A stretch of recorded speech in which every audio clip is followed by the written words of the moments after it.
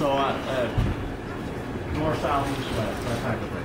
Or actually, south, west, north, east. Then they will dance in quadrants of the sword, and that's trickier. And then they will clap their hands so that the piper on the CD player knows they need to go into quick time, and they'll dance it faster.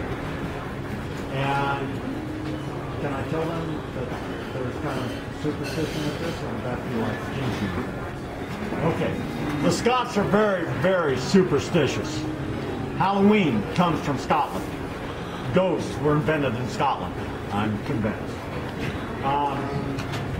They would evidently dance this before a battle or a raid, and they felt that if they could dance around and over the swords without touching or kicking the swords, they wouldn't get hurt.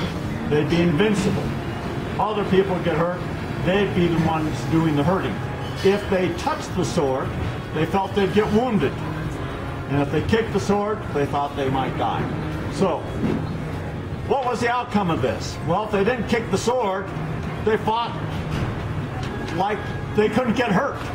However, if they did touch the sword or kick the sword, they wanted to go down in a blaze of glory, so they fought really tough. In other words, any way they did it, they were tough fighters. And the Scots were known always as perhaps a warrior culture. The Highland regiments and the British Army, and then any other place, were known as elites, as top fighters.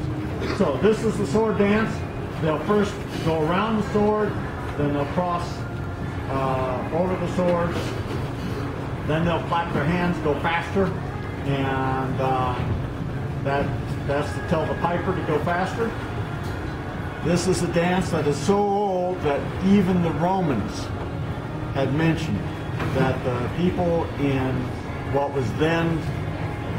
is now Scotland, danced over swords and spears placed on the ground.